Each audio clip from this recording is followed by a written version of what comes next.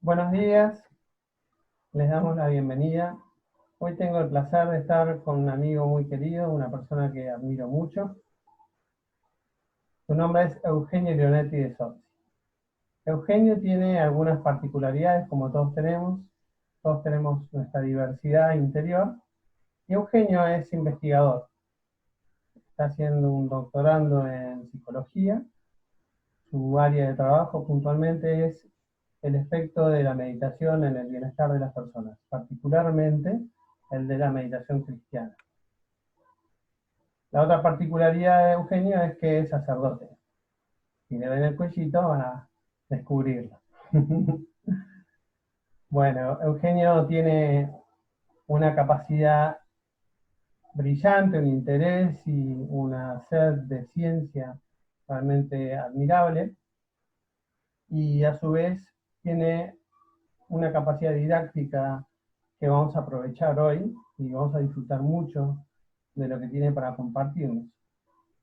Esto se combina con realmente ser una persona que se compromete y tiene un interés genuino en promover desde el punto de vista de la oración formas de meditar cristianas, y un poco lo que vamos a ver hoy, vamos a comenzar a hablar, tiene que ver con la misma línea que veníamos teniendo, que es mindfulness, la atención plena, todo lo que aprendimos del doctor Kabat-Zinn.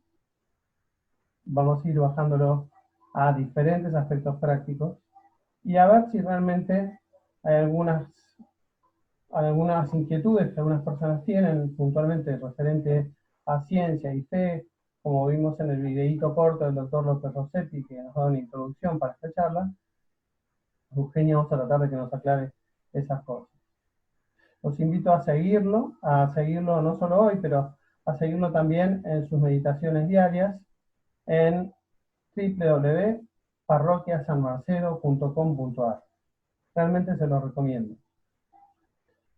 Eugenio querido, no hay una persona que hubiera podido elegir con más alegría, con más felicidad y autenticidad que exprese el espíritu de Neurosoul. Así que te doy la bienvenida. Y para comenzar nuestra charla, quería ponerte una pregunta que quizás te incomode un poco. Vamos a ver si nos puedes ayudar. ¿Existe algún problema entre mindfulness y ser un cristiano coherente? ¿Qué tal, Pablo? Bueno, muchas gracias por poder estar acá y poder compartir con vos. Eh, sí, es un temón lo que me acabas de preguntar, si mindfulness no tiene ningún problema con ser un cristiano comprometido o hay algún tipo de cortocircuito entre las dos cosas. De hecho, hay muchísima gente que no practica mindfulness o que no le gusta o que directamente lo califica como algo budista y que por lo tanto el ser budista es completamente cristiano y lo tiene como una cosa completamente aparte. Hay mucho para decir con esto. En primer lugar, que mindfulness no tiene ningún tipo de connotación religiosa. No hay en ningún momento en mindfulness, uno puede leer cualquier cosa de John Kabat-Zinn, en ningún momento aparece ningún dios. No se va a centrar en eso porque esa no es la idea. Él lo propone como un ejercicio mental que queda completamente ajena a cualquier creencia. Es más, estrictamente hablando, el budismo no es una religión. El budismo no habla de un dios concreto.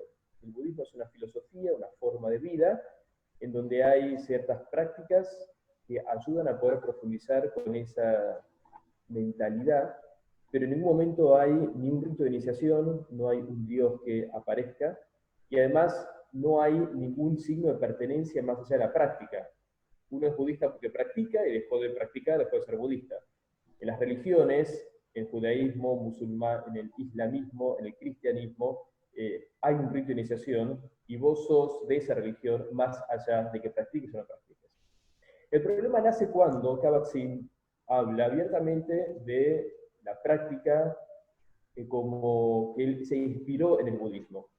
Conocí que en el budismo existía esto, lo tomo, y frente a eso hago mi investigación y empiezo a hacer un montón de prácticas con respecto a eso.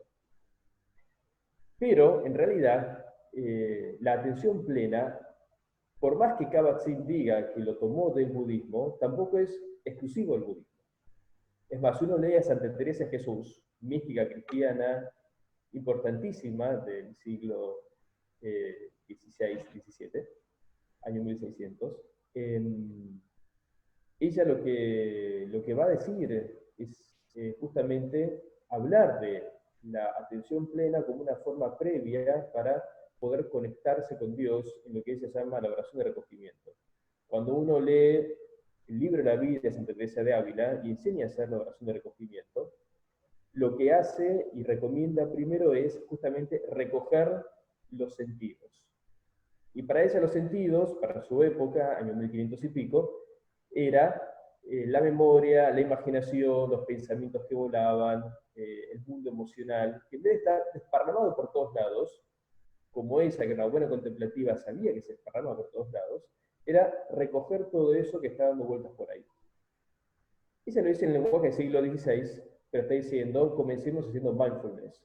Comencemos manteniéndonos en concentración en lo que vamos a hacer, en el ahora, en el presente, en la presencia, para después poder realizar esta oración de recogimiento que tiene como fin el centrarme en Dios. Pero en sí es una práctica que uno podría llegar a decir algo bueno para la mente, como la gente grande que hace crucigramas. Mindfulness lo que hace es evitar que la mente se disperse por todos lados, que es algo propiamente de los seres humanos, que cuando dejamos de concentrarnos en algo en particular, la mente se dispara, y ese dispararse la mente también es difícil mantenerlo cuando estoy concentrarme en algo. Entonces tengo esta técnica para enfocarme. ¿Hay religión? Acá no hay religión. Si una persona de repente dice, siento que me cuesta más mantener la memoria, voy a hacer crucigramas como ejercicio mental, ¿hay religión? No hay religión, es un ejercicio mental. La única diferencia, y acá sí, que es muy importante y que va a poder traer mucha tranquilidad a gente cristiana, es que en mindfulness, el prestar atención, la presencia, el momento presente sin juzgar, es un fin en sí mismo, en el ejercicio. En cambio, en Teresa de Ávila, en cualquier místico o cualquier santo, es una herramienta para predisponerse a la oración. Por lo tanto, no hay ningún conflicto entre mindfulness y el cristianismo. Qué bueno, qué rico todo lo que decís, Eugenio. Muchísimas gracias. Yo me imagino que muchas personas van a quedarse reflexionando de estas palabras tuyas. Nos das mucha claridad y, así como decía el doctor Kabat-Zinn, se habrá despertado en muchos un poco más de curiosidad también por mindfulness, una vez que rompe uno de los prejuicios, y para poder utilizarlo como una buena herramienta, que es un poco lo que intentamos promover nosotros, respetando la coherencia de las creencias de cada persona. ¿Sí? Más, perdón Pablo, Sí, hay mucha gente que si practicara algo de mindfulness le encontraría más gusto en la oración. ¿Y qué es lo que hace que un cristiano deje de rezar? Un cristiano deja de hacer una práctica meditativa cristiana porque siente que no le sirve. Porque siente que estoy 10 minutos, y los 10 minutos que estoy con la mente en cualquier lado, me acordé de lo que tengo que hacer cuando termino, por lo tanto termina la oración y siento que no me aportó nada, no me conecté, no pude concentrarme. Entonces, eso produce una enorme frustración y hace que el cristiano directamente ya deje de rezar, porque no encuentra ningún efecto positivo, ni ningún gusto en eso que está realizando. Si incorporara, por ejemplo, mindfulness como una herramienta para predisponerse a la oración, empezaría a notar con el tiempo la mente se dispara mucho menos, logra mucho mayor capacidad de concentración y por lo tanto va a poder experimentar una oración en la cual se va a sentir mucho más, con mucho más gusto, con mucho más contento y va a notar que realmente le aporta algo a su vida cotidiana. Así que todo lo contrario, no solamente que la práctica de mindfulness no tiene connotación religiosa, sino que además el poder usarla para predisponerse a la oración podría llegar a ser una herramienta muy importante para que la vida orante y meditativa se mantenga en vez de caer en la frustración de se dispara la cabeza, no puedo rezar, no me aporta nada. muy bueno.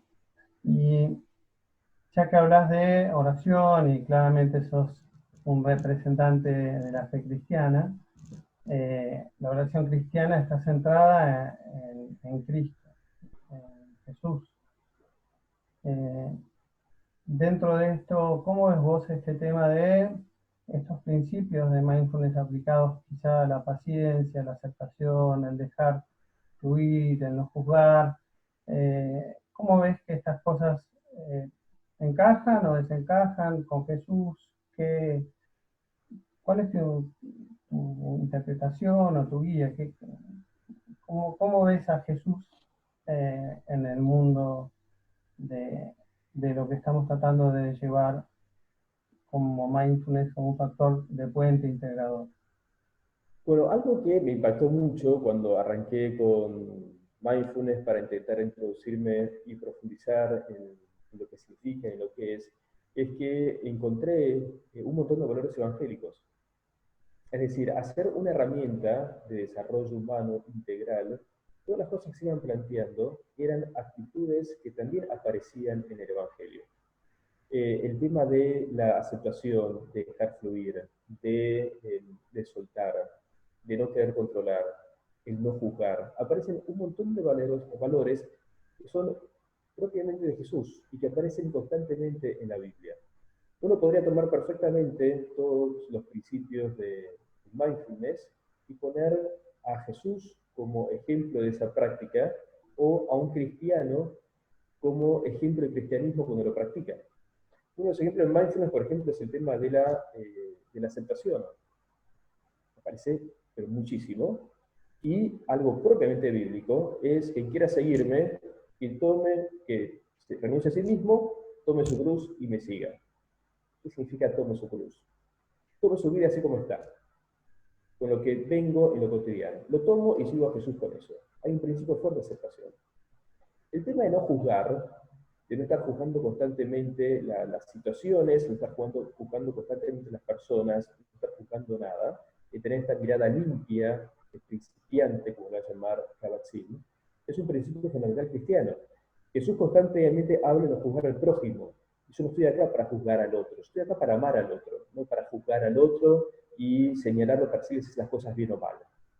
Pero ahora, ¿de qué manera voy a lograr no juzgar a la otra persona si juzgo constantemente lo que la otra persona hace? Entonces se va formando una especie de dominó, en el cual, para poder llegar a no juzgar a la otra persona, un principio fundamental es no estar juzgando lo que está haciendo. Para poder confiar en la providencia, por ejemplo, en Mateo capítulo 6 aparece Jesús diciendo, miren los pájaros del cielo, cómo el Padre los alimenta, fíjense los lirios del campo, cómo crecen. ¿Cómo voy a poder confiar en un Dios que es providente, que está en mi vida, si todo el tiempo estoy juzgando qué es lo que pasa en el mundo? Y señalando si lo que pasa en el mundo está bien o está mal. Es mucho más cristiano tener una mente abierta de aceptación a la realidad, de aceptación a las situaciones que vamos viviendo, de aceptación a lo que hace el otro, de aceptación hacia el otro, y concentrarme mucho más en aceptar y amar que en estar constantemente juzgando lo que está pasando, lo que el otro está haciendo, lo que a mi alrededor está aconteciendo. Entonces, lejos de ser una situación de contradicción, los principios de mindfulness con los principios evangélicos van de la mano. De nuevo, ¿cuál es el núcleo, la gran diferencia? El mindfulness es un fin en sí mismo.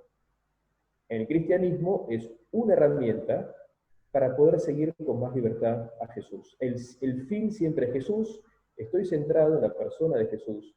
Mi objetivo es seguir a Jesús. Y todos estos principios son herramientas completamente evangélicas que a lo mejor están más especificadas, más sistemáticamente especificadas y me ayudan a seguir a Jesús. Clarísimo.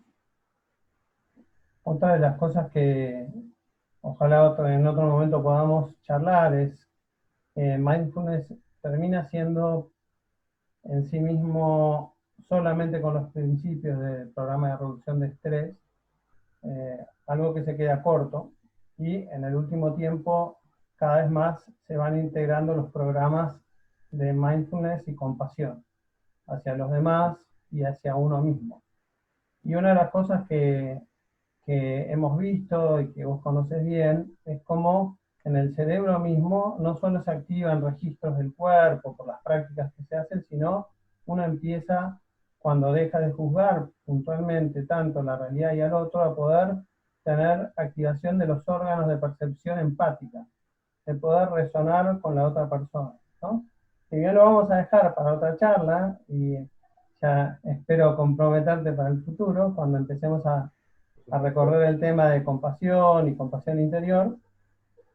Pero bueno, qué importante que es, por ejemplo, escuchar, y en estos días que estamos tan encerrados, escucharnos y escuchar con la intencionalidad, que es otro de los principios básicos de mindfulness, la sinceridad en la intencionalidad, ¿no?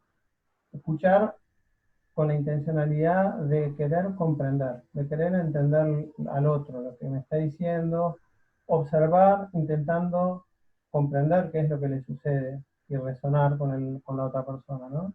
Eh, Muchas veces nosotros escuchamos para contestar, ya arrancamos casi desde el prejuicio o estamos analizando lo que va diciendo el otro para contestarle algo y cuánto dolor termina trayendo, cuánta comunicación ineficaz eso termina trayendo, ¿no?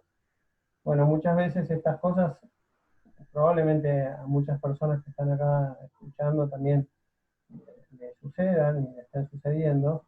Y ya no es una pregunta, lo último, a nivel de explicaciones y de enriquecernos, sino es algo que lo tomo de alguien que admiro también, que es el doctor Rick Hanson, es un neuropsicólogo brillante, que le pregunta a sus invitados, también en este espíritu de ser sinceros y auténticos, eh, ¿en qué estás hoy? Es una pregunta que tiene como una moneda de dos caras. Hoy en tu mundo, si querés, de meditación personal, en tu práctica personal, en tu oración personal, en el caso tuyo que lo llevas a la oración. Y por ahí en este tema de atención y demás, ¿qué dificultades tenés siendo un simple mortal como todos los demás, como nosotros? Eh, ¿Cómo te pones ante esas dificultades? ¿Qué recursos utilizás? Y entonces, la otra cara de la moneda también, ¿no? ¿Qué te ayuda? ¿Qué te ayuda en algún momento de dificultad, eh, particularmente cuando estás meditando? Ya no tanto transmitiendo, enseñando, sino en tu mundo interior, dentro de lo que se pueda contar, sin entrar en tu intimidad personal. Sí, bueno, te puedo por ahí compartir dos cosas. Una es eh, una dificultad propia que fue apareciendo en mi vida de oración como sacerdote, justamente son las distracciones. Una cosa es poder rezar en el seminario, donde uno está como muy enfocado a la formación de cada uno y la vida está mucho más estructurada, y otra cosa es la vida de cura, donde tenemos muchos frentes abiertos a la misma vez. Los sacerdotes en general hacemos muchas cosas muy distintas. No tenemos una cosa en la cual nos dedicamos y un lugar para trabajar, sino que constantemente se están abriendo frentes todo el tiempo. Y eso inevitablemente hace que los pensamientos como se paren con mucha más rapidez y sea mucho más difícil frenar a la hora de poder rezar. Y justamente en lo que es atención plena encontré una herramienta que me sirvió mucho, el poder ir como concentrándome en la hora, en presente sin juzgar. Fue algo que me ayudó mucho a la hora de rezar, poder concentrarme, y no solamente en concentrarme en rezar, sino en el ser mucho más perceptivo de las señales que me iban apareciendo durante el día.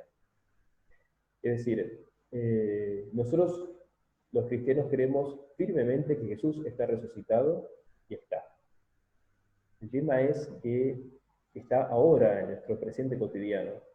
Está conmigo, está con vos, está con nosotros y está en nuestro presente. Entonces, para poder encontrarme con Jesús resucitado, necesito estar conectado con el presente, que es donde Dios, el mismo Jesús, se va manifestando. Entonces, si no puedo ver y percibir las distintas señales que me va mostrando el hoy cotidiano, porque tengo la mente disparada por todos lados, también me es muy difícil discernir hacia dónde Jesús me va llevando. Entonces, mindfulness en su momento, y hoy también me sirve mucho, no solamente para lograr una mayor concentración y predisposición para la oración, sino para desarrollar esta cosa perceptiva, esta capacidad perceptiva de poder descubriendo por dónde me va llevando Dios en lo cotidiano, cuáles son las señales que me va mandando, lo que puedo interpretar de la vida de todos los días. Y hoy en la cuarentena, en general, que todo se vuelve más árido, más difícil, más arduo, con menos perspectiva, hoy la cuarentena lo que vamos viviendo es que no podemos hacer todo lo que nos hace bien. Nos hace bien relacionarnos y vincularnos personalmente, no lo podemos hacer, nos sale bien salir a hacer ejercicio, no lo podemos hacer. Muchísimas cosas que nos hacen mucho bien, no lo podemos hacer.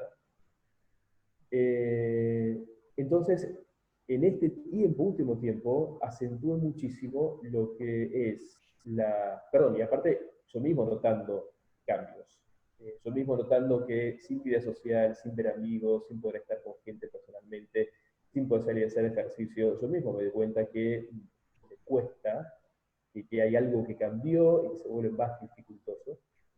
Aumenté mi oración que tuviera que ver con imágenes lindas, positivas, encontrar a Dios en un paisaje, hablar con Jesús en un bosque. Aumenté mucho eso y aumenté mucho el tema de la gratitud. Intento todos los días tomarme unos minutos antes de rezar para agradecer a Dios por 3 cosas lindas que pueda vivir en este momento. Y todo eso realmente produce un efecto completamente distinto. La oración siempre nos conecta con Dios, siempre es transformante, siempre. Pero técnicas concretas de oración en momentos particulares pueden ayudar especialmente cuando uno está viviendo ciertas situaciones de aridez o de dificultad, o en la cual hay que intentar ser un poquito más resiliente, como nos pasa ahora en esta cuarentena. Bueno, ok. Qué placer escucharte y qué agradecido me siento. ¿Eh? Realmente muchísima gratitud. Tengo el corazón absolutamente lleno. Ojalá que a todas las personas que escuchen esto también les genere ese bienestar, y los ayude a ver también tu, tu testimonio de vida, ¿no? Y estas herramientas que compartís. Muchísimas gracias. No, a Me vos, Pablo, gustaría, gracias a vos. me gustaría si podés, y ya estas son mis últimas palabras con las que me despido de la gente en el Neurosoul 2.0. Me gustaría que, si podés, nos compartas y nos guíes un ratito en una oración como las que haces. Vuelvo a repetir, a ver si está bien el sitio, www.parroquiasanmarcelo.com.ar. Sí, ahí te pueden Exactamente, seguir. sí.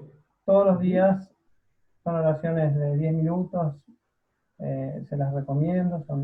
Eugenio, bueno, ahora lo vamos a paladear un poco. Si esto que hacemos en este rato les gusta, aprovechen para incorporar un poquito de este bienestar que nos regala Eugenio. Bueno, muchísimas gracias. Hago silencio y te sigo. Buenísimo, ahora vamos a hacer una oración de recogimiento al estilo Teresa de Ávila, que la enseñaba tanto. La oración de recogimiento es una oración que nace de la experiencia espiritual de Santa Teresa, y ella dice que se le enseñó el mismo Jesús. El momento de Teresa, en la época de Teresa, la oración tenía mucho que ver con lo racional, con pensar y pasar mucho por ese lado. Y Teresa de repente encuentra un tipo de oración en la cual no piensa, sino que solamente percibe. La idea es percibir a Dios en el propio interior. Teresa tuvo una experiencia espiritual muy fuerte en la cual pudo descubrir que realmente Dios habitaba y habita en el interior de cada uno de nosotros. Lo consulta con un sacerdote que ella conoce, que era teólogo, y le dice, sí, efectivamente, por el bautismo, Dios habita en cada uno de nosotros y se transforma en el espacio donde Dios habita. Y ella lo pudo vivir en su propia oración. Entonces, el objetivo de la oración de recogimiento es justamente eso, poder percibir y conectarse con el Dios que habita en nuestro propio interior. Comienza con una recomendación, que es prácticamente mindfulness, y después termina diciendo, cuando llega el momento de la oración en sí misma, porque pude recoger todos los sentidos desparramados por todos lados, es cerrar los ojos e intentar percibir a Dios que habita en mi interior con plena conciencia de que Dios habita en mi interior. Y de hecho dice, y si alguien tiene mucha imaginación, porque es muy imaginativa, puede imaginarse que Jesús está sentado en la misma posición que uno está sentado rezando. Así que si te parece, ¿lo hacemos? Ah, Muy bien, vamos a hacerlo. En nombre del Padre, del Hijo y del Espíritu Santo. Amén. Muy bien, vamos a sentarnos en una posición en la que nos sentamos cómodos, nos sentamos con comodidad.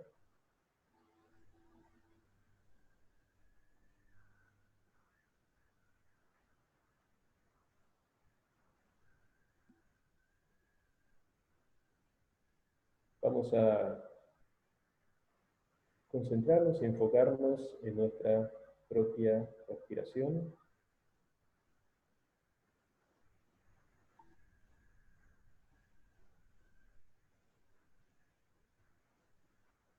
Simplemente nos concentramos en el aire que inhalamos y exhalamos.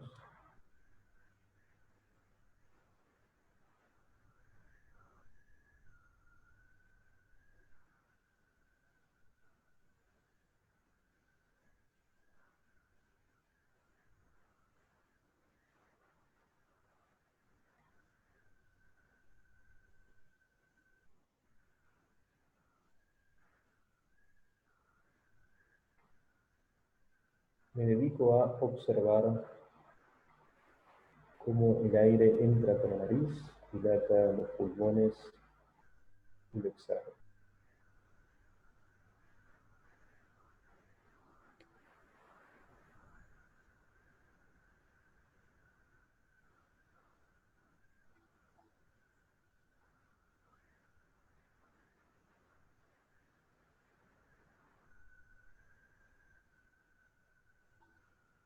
Me concentro ahora en el latido del corazón. Simplemente intento percibirlo.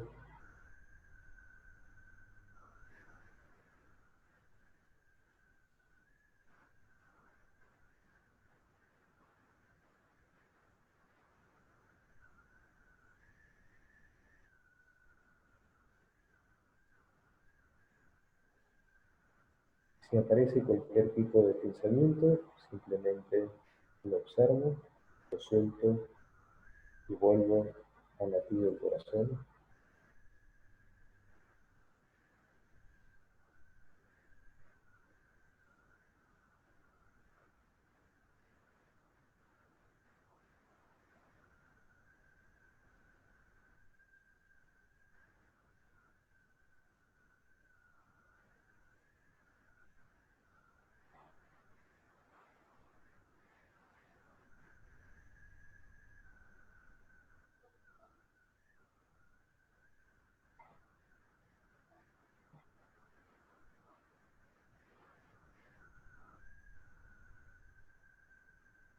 Ahora vamos a ir más profundo que el corazón. Vamos a ir a nuestro mundo interior y vamos a observar y reconocer nuestro mundo interior, nuestro propio interior, como el espacio donde Dios habita.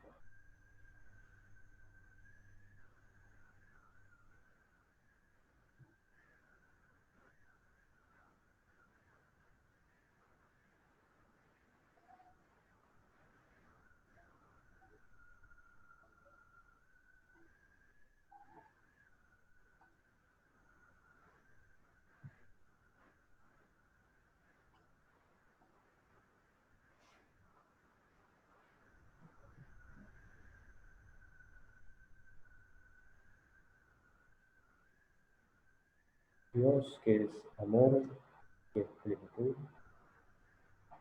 que lo es todo, habita en mi interior. Intento percibirlo y reconocer mi interior como el espacio donde Él está.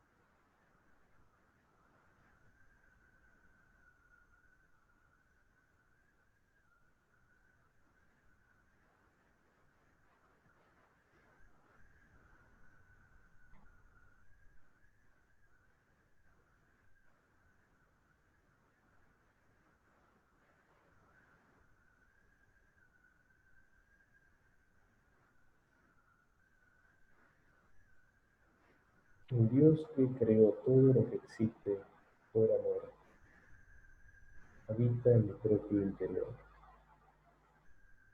Intento percibirlo.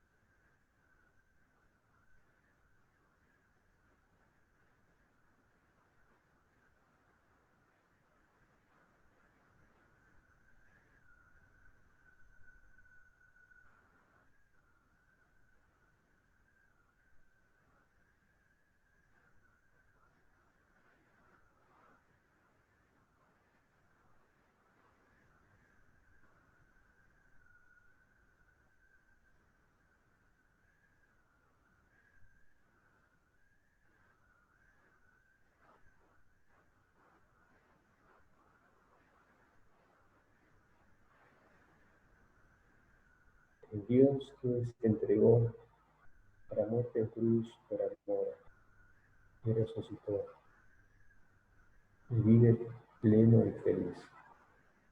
Habita en mi interior. Intento conectarme con él.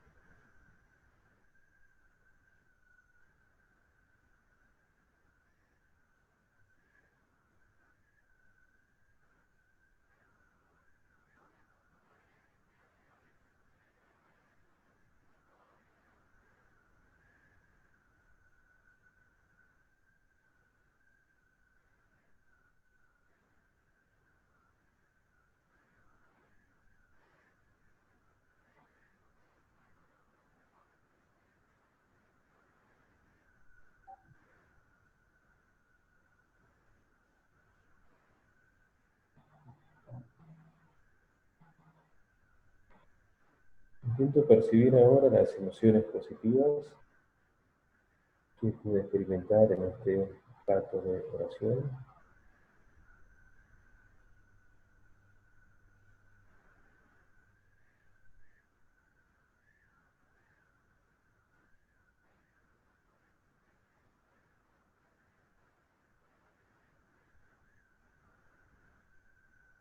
Intento percibir en qué parte del cuerpo experimento estas emociones positivas.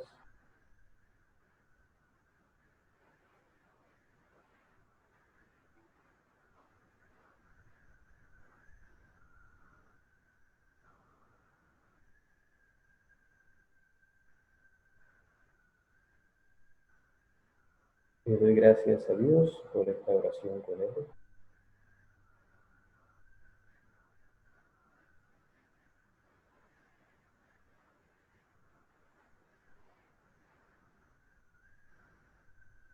Bueno, ahora al ritmo de mi respiración,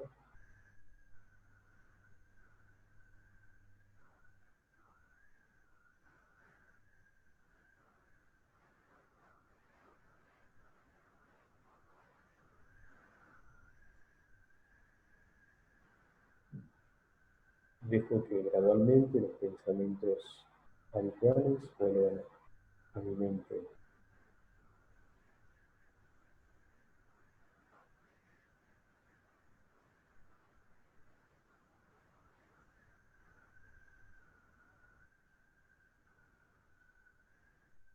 Y despacio abro los ojos.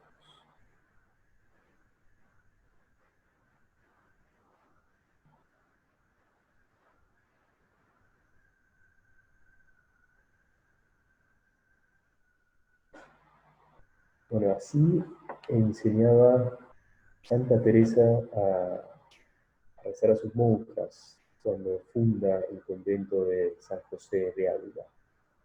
La oración que ella dice que se la enseñó Jesús en un momento de oración, la comparte en la intimidad con sus monjas, lo compartió con muy poquita gente, para que no tengan por loca, y personalmente les enseñaba a ellas esta oración que ella había recibido por parte de Dios. Bueno, muchísimas gracias, Eugenio. Hasta A vos, nuestro próximo Pablo, encuentro. dale, muchísimas gracias por la invitación, me encantó.